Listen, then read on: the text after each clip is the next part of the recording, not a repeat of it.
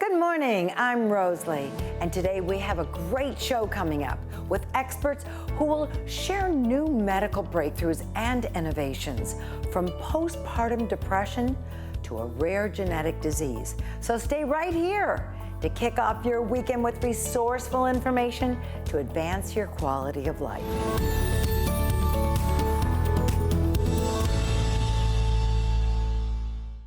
Over 1.6 million people in the U.S. are diagnosed with cancer each year. Breakaway from Cancer is a collaborative effort between Amgen and 4 nonprofit organizations to raise awareness of important resources, from prevention to survivorship, that's available to people with cancer. Those confronted with a cancer diagnosis knows that one person alone cannot fight cancer. You need a strong support team. Joining us this morning is award-winning journalist and cancer survivor advocate, Joan Lunden, who continues to inspire others to protect their own health, and Kim Thiboldeaux. She's the CEO of Cancer Support Community. Good morning, ladies. Good morning. Good morning. Joan, tell us why it is so important to educate our viewers how vital early detection is to cancer survivors. You know, we all live in a wonderful age now if you hear those scary words, you have cancer, because there are amazing treatments available. But it's really important that you try to catch it as early as possible. The earlier you catch a cancer tumor, the better able they are to treat it and give you a good prognosis and so that you can survive it. Kim, tell us about the important element in cancer services called psychosocial care in the face of a cancer diagnosis. Yeah, absolutely. We know that when someone's diagnosed with cancer, it can be very scary and overwhelming. We want them to get great medical care and have a great medical plan and a great medical team, but there's a whole other side of the coin, really the social, emotional, financial, practical issues that folks face when they're dealing with a cancer diagnosis. So we are so honored to be a part of the Breakaway from Cancer campaign, which was launched by Amgen 12 years ago. There are 4 organizations that are part of the campaign: the Prevent Cancer Foundation, the Patient Advocate Foundation, the National Coalition for Cancer Survivorship, and my organization, the Cancer Support Community. And we are all here to let folks know that you do not have to face cancer alone. We've got support, we've got education, we've got counseling, we've got navigation services, financial resources. So if folks visit breakawayfromcancer.com, they will learn about all of these resources, whether you're a man facing cancer, a woman facing cancer, a child, a family member, a caregiver, or a loved one. We're here for you, and everything that we offer for patients and families is free. Kim, tell us about the important element in cancer services called psychosocial care in the face of a cancer diagnosis. In 2008, the Institute of Medicine, which is part of the National Academies in Washington, D.C., issued a report called Cancer Care for the Whole Patient. And the report says that we cannot just treat the disease, we cannot just treat the tumor, we have to treat the whole person, body, mind, and soul. And if we don't do that, we're not providing comprehensive quality cancer care. So we encourage folks not only to get great medical care, but say to the doctor, look, I'm feeling depressed, I'm feeling down, I'm feeling distressed and anxious. What should I do about that? There are resources out there. Almost everybody dealing with cancer deals with those emotions. Yeah. So you shouldn't feel like you're alone or that those are really unusual emotions. We can help you find counselors, social workers, resources in your community, national resources. And a lot of those you can connect to through breakawayfromcancer.com. But we want to let folks know that those resources are there. We want to help you be educated and empowered in facing a cancer diagnosis.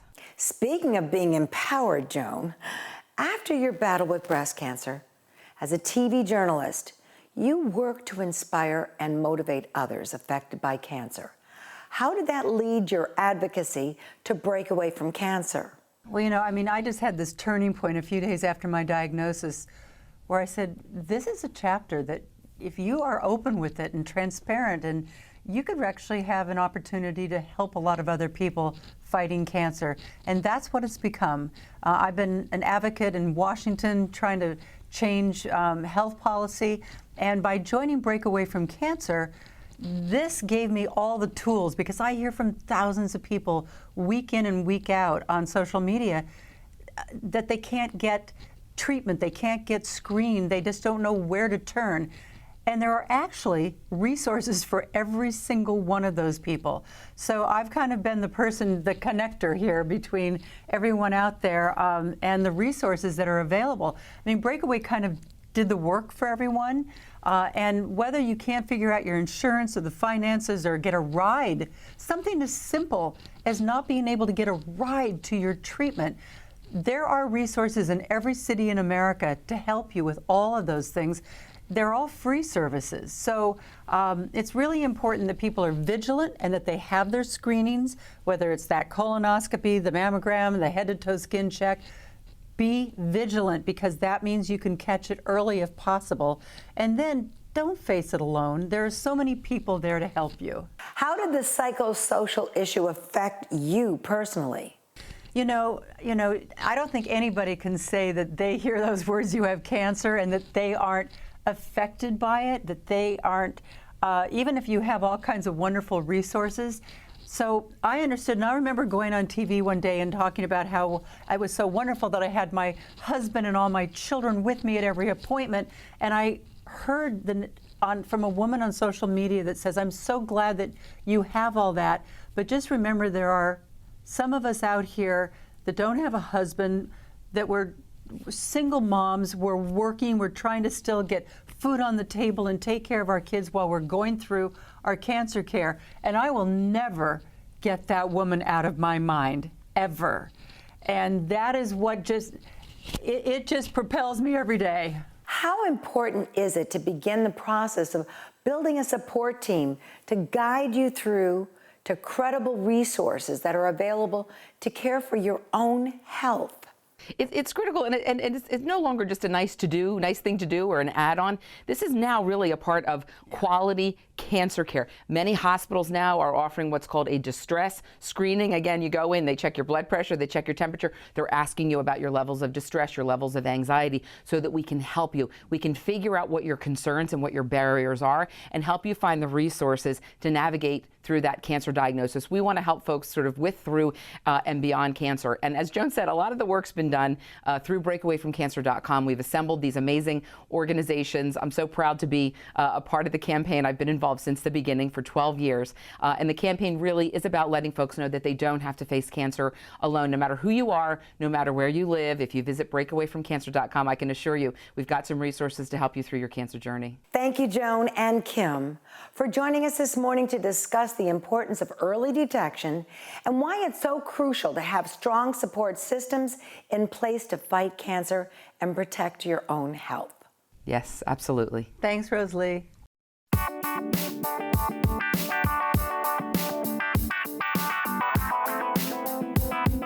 Mentoring opens doors for students and job seekers with disabilities. Open the door to an all-inclusive workplace. Watch the upcoming episodes of Disability Mentoring and get involved in your community. Be a mentor.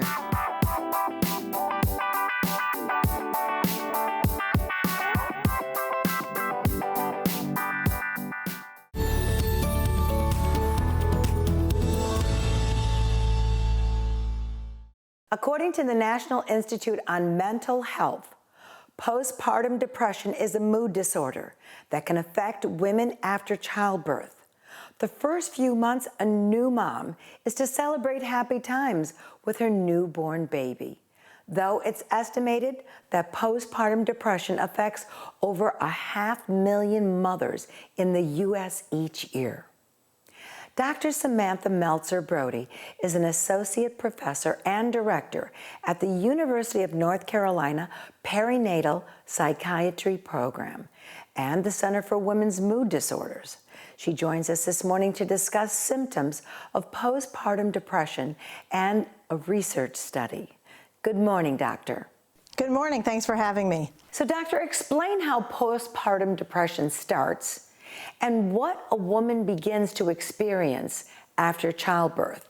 So postpartum depression is one of the most common and often unrecognized complications of childbirth. It's felt to be a biological complication due to changing levels of hormones from pregnancy to postpartum. It causes enormous suffering for women and their families. This is not the baby blues.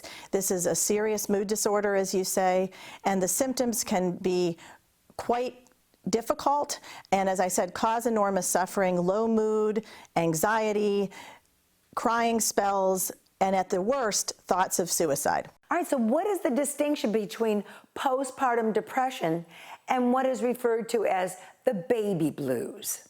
So the baby blues are more mild symptoms. It's the usual emotional symptoms that can occur after childbirth, which is very complicated and difficult for most women. The hormonal changes can cause some low-grade mood symptoms, but do not interfere with the mother's ability to function.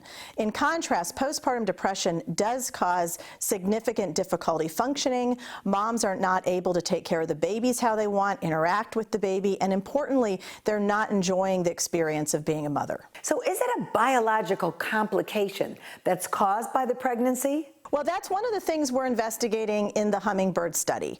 We're investigating what we think is one of the biological causes, the changing levels of hormones that occur from pregnancy to postpartum, and that's why we're studying an investigational medication called brexanolone that may be very helpful in treating the symptoms of postpartum depression. It's felt to be due to biological changes, and most of the biology obviously impacts the entire body, but including the brain. So yes, it's felt that the brain is absolutely involved in anything having to do with mood symptoms. So what are some of the signs and symptoms of postpartum depression, like feelings of extreme sadness and anxiety and exhaustion that may make it difficult for a mother to complete her daily care activities for herself or even for her baby? No one should have to suffer with symptoms of feeling profoundly sad, often not enjoying the baby, having horrible anxiety,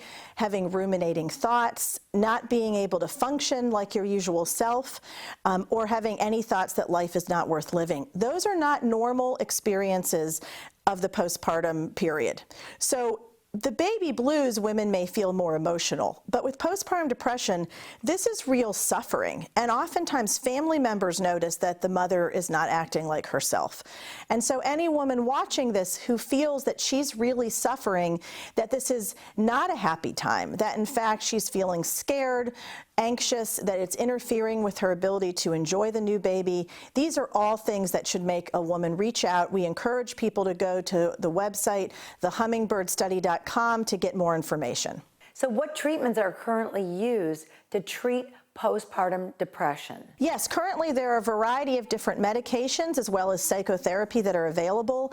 However, there remains a great unmet need for new treatments, since women may not respond to currently available treatments, and new treatments that may treat the disease better than are currently available is necessary. Thank you, doctor, for joining us this morning to discuss the symptoms of postpartum depression and the importance of new mother's mental health condition to ensure she can take care of herself and others that she cares for. Thanks for having me.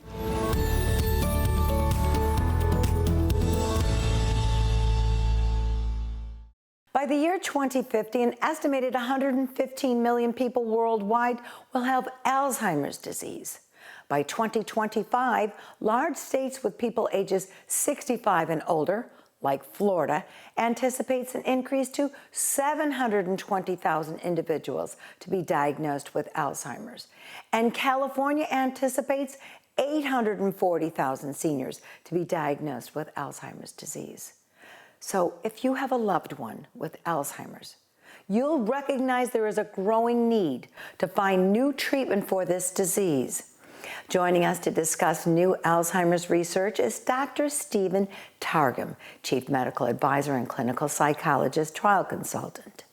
Good morning, Dr. Targus. Hi, Rosalie, and thanks for having me. Dr. Targus, how is Alzheimer's disease normally diagnosed? Well, we have no specific biological or radiological test to confirm Alzheimer's, so we rely on clinical assessments, neuropsychological tests of memory, and historical records to demonstrate that gradual slow memory loss is associated with impairments of behavior and function, which is why we call it probable mild Alzheimer's disease. What ages does the disease begin its degenerative memory disorder? Well, it can actually begin quite early. I've seen people in their late 30s, early 40s with developing Alzheimer's disease, but typically it's a disease of older people beginning in the 60s and 70s. Alzheimer's normally progresses through 3 stages. What are those stages and how quickly can a person debilitate? Well, we often talk about mild, moderate, and severe, but the real point is that Alzheimer's is a progressive neurodegenerative disorder, which means that over a long period of time, it could be 6, 7, 12, 15 years, someone is going to have changes in brain function that affects their memory and therefore their ability to conduct themselves as they did beforehand. Well, doctor, I understand there's research that indicates a connection between sleep and Alzheimer's disease.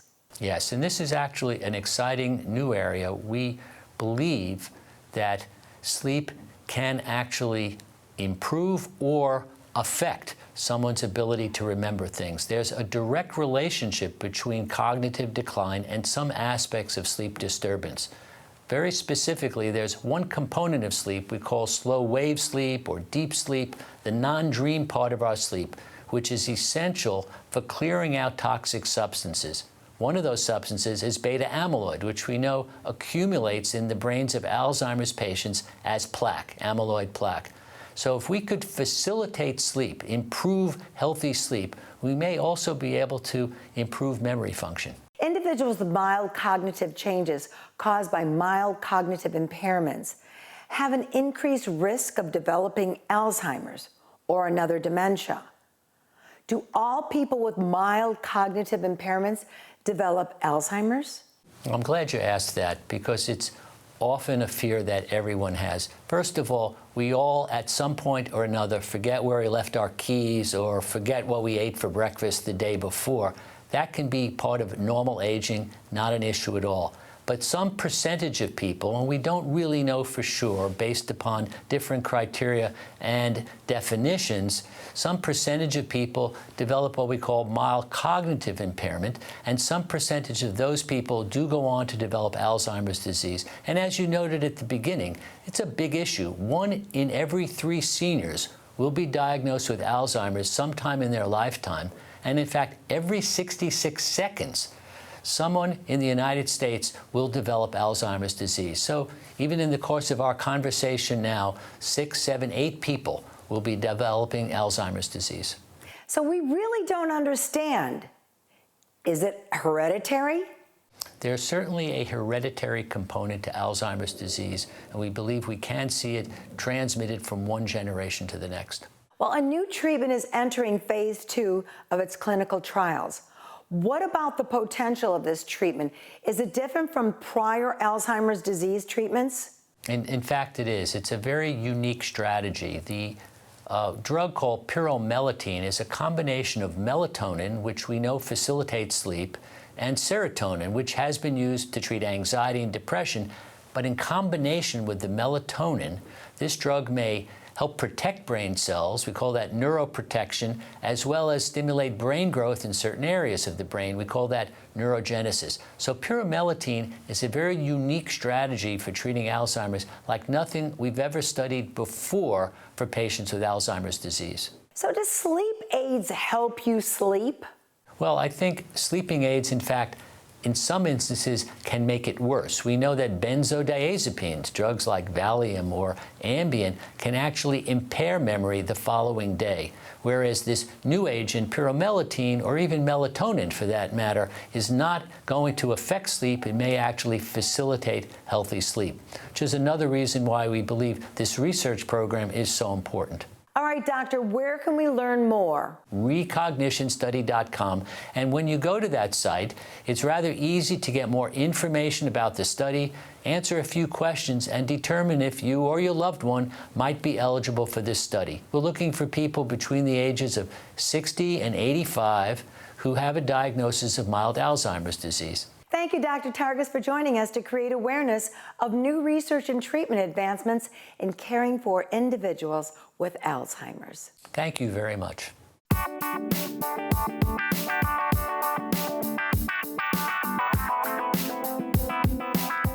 Mentoring opens doors for students and job seekers with disabilities. Open the door to an all-inclusive workplace. Watch the upcoming episodes of Disability Mentoring and get involved in your community. Be a mentor.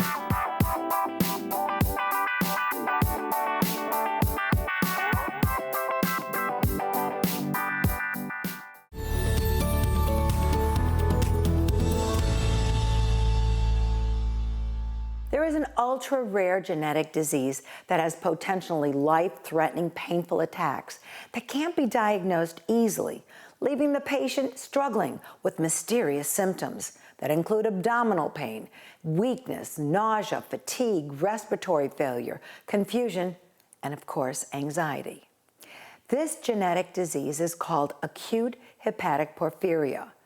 Research shows it can even occur between the ages of 20 and 30. Joining us to create awareness of porphyria and its symptoms is Dr. Bruce Wang, assistant professor at the University of California, San Francisco School of Medicine, and acute hepatic porphyria specialist in the care and patient impact, along with Mary, a patient who suffers from the disease. Good morning, Dr. Wang, and good morning, Mary. Good morning. Doctor, as a journalist, I have covered rare medical diseases for many years, though I've never heard of acute hepatic porphyria. So tell us about this rare disease and how it can debilitate a patient's life. So the acute hepatic porphyrias are a family of 4 different rare genetic diseases. It primarily affects women during their reproductive years. It presents with severe, potentially life-threatening neurologic damage that most commonly includes abdominal pain, but can also include numbness, weakness, and mental status changes, and can be very debilitating to patients. So how many people in the U.S. live with this disease? We don't actually know the exact numbers, and it's one of the reasons why the National Institutes of Health is supporting a porphyrias consortium to better study this disease. We believe that as many as 1 in 2,000 people carry the genetic mutations that put people at risk of developing acute attacks. But the number of people that actually develop attacks during their lifetime may be as little as 1 in 20,000 patients, which is one of the reasons it's such a rare disease and most people have not heard of it. So why is this condition of acute hepatic porphyria so hard to recognize, to diagnose accurately? So the primary reason is that the symptoms during an acute attack are not specific to the porphyrias. They're very common symptoms like abdominal pain, nausea, weakness, and numbness that can look like a lot of other more common disorders. And so it's oftentimes missed. Now, Mary, how were you diagnosed? And did medical experts diagnose you quickly? Or was it a long, dragged-out, problematic diagnosis? For me, I was actually diagnosed quickly, 12 attacks in 18 months. For many people, though, they can go 12, 15 years without a diagnosis. My diagnosis came about from sheer luck. I was in the emergency room with my 12th attack, and I had given a urine sample that looked like port wine. And I had a doctor walk past the room and see it, and pick it up and make a joke to the nurses about drinking wine from urine sample cups. When I called out into the hallway that it was my urine, he came into my room and questioned me. And he told me, "I think I know what you have." And the only reason that idea was in his head was because he had seen a movie that discussed porphyria 3 nights prior. Wow, so it was a fresh medical topic right on his mind. Exactly. All right, so doctor, this is a genetic disease. So if your parents had the disease, can a person do anything to prevent this condition from affecting them? Well, there's nothing that you can do to eliminate the mutation from your body, but there are things that we can do to try to avoid triggers that can initiate an attack. And that's very important in preventing attacks from occurring in patients who are at risk for developing attacks. So what can trigger these conditions? So the most common triggers are actually medications. So a number of drugs are well known to trigger acute porphyria attacks. And a significant part of my education of the patients is to teach them about the drugs that are safe and the ones that they should avoid. Mary, were your parents diagnosed with this disease? I'm actually a very rare case out of the very rare because I had a spontaneous mutation known as is it de novo? So actually neither of my parents after genetic testing are shown to have it. All right, Mary, so share some of your struggles that you experienced living with acute hepatic porphyria.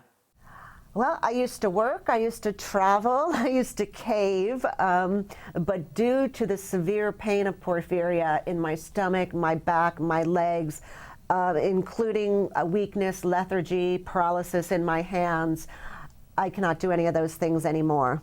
I'm now living with my parents when I used to be a homeowner, and my life has just basically been reduced to my bedroom. So, doctor, can you help Mary turn this condition around? Is there any new treatments or new research, anything to help prevent these debilitating attacks Mary is experiencing? Yes, there's actually very exciting new research and potentially new drugs that are going to be available that may be very effective in preventing attacks in patients such as Mary. Is this disease being found outside the U.S.? So this disease is pan-ethnic, and the incidence prevalence is similar in Europe, and we believe that it's similar in the rest of the world as well. Pan-ethnic meaning? I see. So it affects people of all races. So anyone can get this ultra-rare genetic disease, and it's now on the medical radar. And now research is happening, and you're a part of these new advancements. That is correct. All right, so tell us where we can learn more. I think that what people can do is they can get more information from the American Porphyria Foundation. They can go to porphyriafoundation.com, as well as the company Alnylam at alnylamact.com, and get more information about both diagnosis of the disease as well as the upcoming new treatments that are available. Thank you, Dr. and Mary, for joining us this morning to enlighten our viewers to this chronic, painful, debilitating disease and the many symptoms that patients experience. Thank you. Thank you.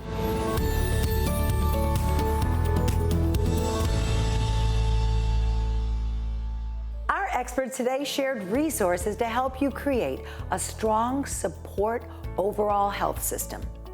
Taking a proactive, positive approach to our personal wellness plays a significant role in preventing and detecting disease to improve our healthcare results. Share with us your personal approach to wellness at facebook.com/Rose Lee Show, and follow us on Instagram at The Rose Lee Show, and watch this episode and many others here on Discovery Life or 24/7 at RoselyArcherShow.com. Thank you so much for joining us this morning. We look forward to seeing you soon.